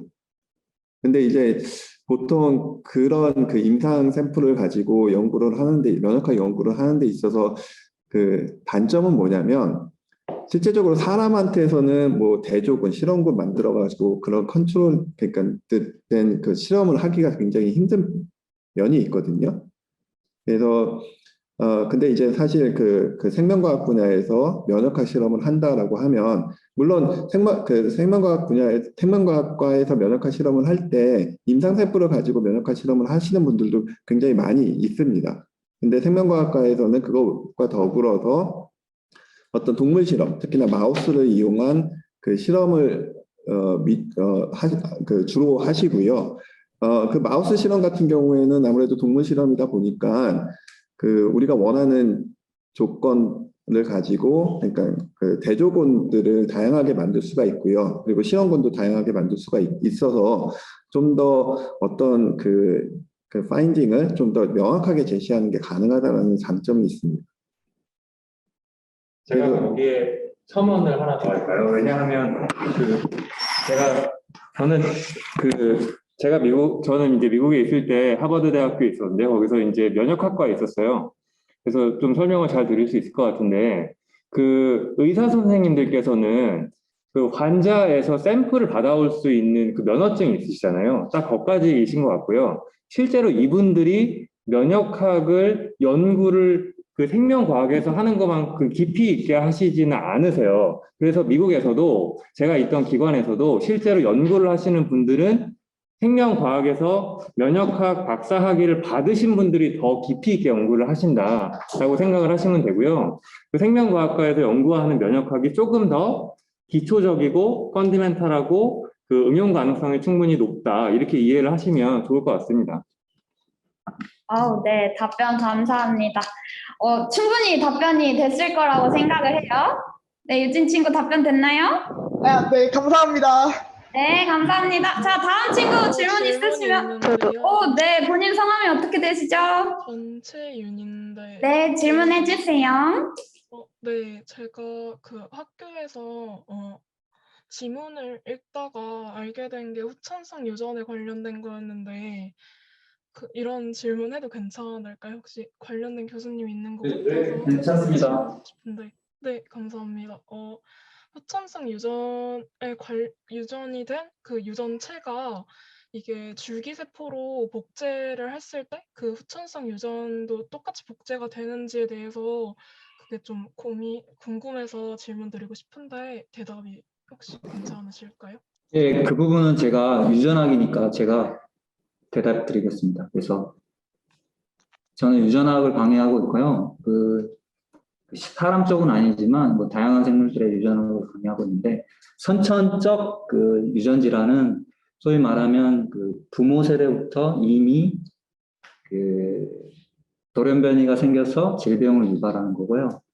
후천적 이제 질환, 유전적인 이제 변이 같은 게 아까 제가 말드린 것처럼 대표적으로 치매 같은 거나 아니면 나이가 들면 늘어나는 지금 암이나 그다음에 뭐 관련된 질병들이 되겠습니다. 그래서 사실은 질문 아주 잘 해줬어요. 많은 그 의학이나 많은 그 지금 의과학 분야에 그런 쪽으로 아직 그 우리가 풀어야 할 그 모르는 것들이 많습니다. 그래서 아까 제가 소개해준 그 무지라는 거에서 우리가 어디에 질문을 해야 되냐. 그러니까 소위 말하면 이미 아는 걸 또 배울 수는 없잖아요. 여러분 중고등학교 때는 이미 아는 거를 교과서에서 배우지만 대학에 오면은 곧바로 아는 거 외에 모르느냐라는 게 질문하는 게 중요한 것 같아요. 그래서 아까 말씀드린 질문하는 것처럼 후천적으로 생기는 병에 대한 돌연변이 이런 것들은 여전히 지금 활발하게 연구되고 있다라고 생각하면 될 것 같아요.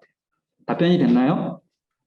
그 줄기세포로 그런 부분도 복제가 되는지에 대해서. 맞습니다. 예. 아까 예를 들면 대부분 암들은 줄기세포에서 복제가 되면서 돌연변이가 생겨서 암이 발생을 하고요.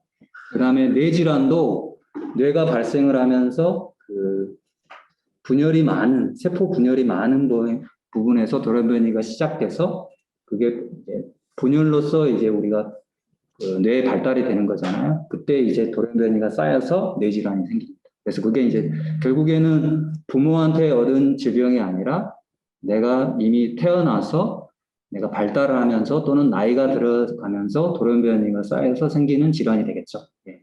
그런 연구들은 이제 정말 많은 과학자들이 연구 중에 있고 아직도 그 정확한 원인 변이는 잘 모릅니다. 돌연변이. 답이 좀 됐나요? 네. 네. 근데 하나 더 질문을 해도 괜찮을까요? 예. 네. 아까 후천성으로 된 질병이나 그런 게 같이 복제가 될 수 있다고 하셨는데 예. 그러면 긍정적인 부분도 그런 식으로 복제를 해서 의학이나 그런 부분에 좀 더 도움이 되는 게 있나요? 그러니까 그 원인에 대해서는 정확히 모르기 때문에 여전히 그거를 뭐라 그러죠? 돌연변이를 미리 예측할 수 있는. 그래서 요즘 뭐 빅데이터 시대 뭐 이런 거잖아요. 그 말은 뭐냐면 환자 맞춤형으로 미리 DNA를 다 시퀀싱해서 그런 후천적으로 아까 뭐 줄기세포나 이런 데에 돌연변이가 생겨서 앞으로 몇 년 후에 암이 생길 가능성을 미리 예측하는 거죠. 빅데이터로 또는 AI를 활용해서 그런 거를 연구하는 거고, 마찬가지로 뭐 그렇게 하고 있습니다. 대답이 좀 됐나요? 네, 감사합니다. 네, 채은 친구 질문 감사합니다. 다음으로 질문해 주실 분들 저희가 이제 시간이 얼마 남지 않아서 마지막으로 딱 2개만 더 받고 끝내도록 하겠습니다. 질문 있으신 친구? 질문이 있습니다. 네, 김동훈 친구, 네, 질문해 주세요. 제가 효소 관련해서 되게 많이 찾아봤는데 그런 효소의 활성을 그러면 이렇게 인위적으로 단백질을 만드는 게 가능하면 좀 더 효율적인 효소를 인위적으로 합성을 할 수도 있는지 그런 연구가 있는지 좀 궁금합니다. 그리고 이거는 약간 대학생활 관련된 건데 1학년 때부터 연구 참여를 하시는 경우가 실제로 얼마나 되시는지, 그리고 제가 만약에 합격을 해서 1학년 때 연구 참여를 할 수 있다면 정말 좋겠지만 되게 아는 게 많이 없을 것 같거든요. 그럼 뭔가 도움을 받을 수 있는 그런 뭐 방법이 좀 많은지 그런 게 궁금합니다. 네, 질문 감사합니다. 일단 앞에 질문에 대해서 교수님 중에 한 분만 간단하게 답변해 주세요. 네, 박승열 교수님. 제가 그 2가지 질문, 첫 번째는 이제 형광 관련된 질문하고 두 번째는 효소 발현시키는 질문 관련해서 답변을 드리겠습니다. 일단 형광 물질을 굉장히 많이 저희가 사용을 하고 있어요. 그 목적이 그 세포 안에 있는 다양한 분자들, 뭐 단백질이든 지질이든 탄수화물이든 이런 것들을 실시간으로 어떻게 움직이는지 보려고 그걸 염색을 하는 거거든요. 근데 형광이라는 거는 형광 파장을 익사이테이션, 그러니까 흥분을 시키고, 그리고 이미션, 그게 이제 내려가는 동안 우리가 팡장을 디텍션 하는 건데요. 보는 건데, 그 레인지가 엄청나게 넓습니다. 그래서 그 이제 화학적인 구조를 어떻게 바꾸느냐에 따라서 그 형광의 파장은 진짜 무수하게 만들 수 있어요. 근데 문제가 뭐냐면 형광의 파장을 너무 자잘하게 쪼개면 두 파장 사이에 간섭이 생깁니다. 그래서 적당한 개수로 저희가 형광 파장을 나눌 수 있거든요. 그래서 보통 세포생물학에서 많이 보는 현미경 같은 경우는 기본적으로 파장을 한 4개 정도만 사용을 하고 있어요. 근데 그거 말고 이제 김광순 교수님께서 사용하시는 뭐 백스 같은 거는 엄청나게 많은 파장들을 더 잘 분리할 수 있거든요. 그런 거를 보기 위해서는 더 많은 형광 물질들이 필요하게 되겠죠. 그리고 이제 두 번째 질문하신 내용들이 효소를 실제로 발현할 수 있냐, 이 내용인데요. 그 효소 단백질이 어떠한 구조를 가지고 있느냐에 따라서 박테리아에서 발현을 시킬 수도 있고요. 그 다음에 뭐 동물 세포에서 발현을 시킬 수도 있고요. 아니면 곤충 세포에서 발현을 시킬 수도 있습니다. 그래서 이렇게 발현을 시킨 그 단백질 하나가 실제로 활성을 가지고 있는지 이런 것들은 저희가 다 테스트를 하고 있고요. 실제로 가능합니다. 그다음에 마지막에 관련된 건 제가 답변을 드릴게요. 제가 문제 지도교수이기도 하고요. 그 전체 입학하는 학생의 한 30% 이상은 새내기 연구 참여를 합니다. 지금 바로 여기 옆에 김규리 학생은 입학하자마자 제 연구실에서 한 학기를 보내기도 했고요. 생명과학과에 지나가는 학생들은 특히 더 그 비율이 높은 것 같아요. 그래서 너무 걱정하지 않으셔도 되고요. 오자마자 그냥 뭐가 있는지, 생명과학이 뭔지, 뭐가 궁금한지 이러면 학과에서 이미 배정을 또 다 해주고, 많은 교수님들이 이미 이런 학부생에게 경험을 주고 가르치는데 이미 훈련이 돼 있기 때문에 큰 걱정을 하지 않으셔도 될 것 같습니다. 예. 네, 그래서 1학년 때부터도 연구 참여 원하신다면 언제든지 할 수 있다라는 거 생각하시면 될 것 같아요. 자, 네, 감사합니다. 네, 고맙습니다. 자, 마지막 질문입니다. 아까부터 마이크를 계속 켜고 있었던 가빈 친구 질문하면 될까요? 네, 감사합니다. 저는 이제 입시 관련된 질문인데요. 아까 설명하실 때 특정 분야에 그 연구를 하고 싶다라고 이렇게 정해 놓으면 좋다고 하셨는데, 제가 호성 유전학하고 그 육중식물, 그 식물 육중 기술에 둘 다 이제 분야에 관심이 있는데, 그 둘 중에 하나로만 쓰는 게 좋을지 아니면 둘 다 관심이 있다고 자소서에 써도 될지가 궁금해서 여쭤봅니다. 제가 연구하는 거를 직접 질문해 주셔서 제가 답변을 해드릴게요. 제가 식물 육종도 하고 후속 유전학도 동시에 하고 있습니다. 그게 왜 중요하냐? 후속 유전학을 알아야 그 육종을 할 수 있는 기술을 개발할 수 있습니다. 두 개는 별개의 것이 아니라 같은 거다라고 생각하면 될 것 같아요. 무슨 말씀인지 아시겠죠? 네.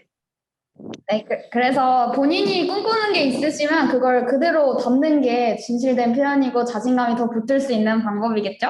네, 그럼 이렇게 저희가 예고했던 대로 추가 질문은 여기서 이 정도로 마무리를 하도록 하고요. 채팅으로 온 것 중에서 간단하게 답변 가능한 것 하나 정도? 뭔가 어떤 특정 과목 공부는 어떤 학년에서만 할 수 있는 건가요? 라는 질문에 대해서는 저는 실제로 면역학 과목이 4학년 과목인데 2학년 때 땡겨 듣기도 했어요. 그리고 아까 전공 필수 과목 이런 로드맵이 있었지만 충분히 본인이 원한다면 언제든지 조정해서 들을 수 있습니다. 그래서 간단한 질문이어서 마지막으로 하나 답변해 드리고 싶었고 이제 마무리해 보도록 할게요. 잠깐만 혹시 요거 네. 질문들을 나중에 다 우리가 받을 수 있나요? 다운로드 받을 수 있나요? 이거를 다시 그 답변을 나중에 해줄 수 있나요? 네. 네, 그건 왜냐하면 이제 그걸 어쩌면은 분야별로 그 교수님들이 질문에 간단한 답을 써서 답장을 해줄 수 있으면 좋을 것 같거든요. 네, 그러면 저희 인스타그램에 포스텍 생명과학과 페이지가 있어요. 그래도 될 것 같아요. 그래서 원하시는 분들은 궁금하신 게 더 있으시다 하면 오늘 너무 아쉬우니까 거기에 다이렉트 메시지로 질문을 보내주시면 저희가 수업해서 최대한 답변해드릴 수 있도록 하겠습니다. 그래서 뿐만 아니라 아까 말씀드렸던 생명과학과 홍보 페이지도 있고 학생의 페이지도 있으니까 관련한 자료들 많이 찾아보실 수 있을 거라고 생각해요. 마지막이에요. 그래서 네, PPT가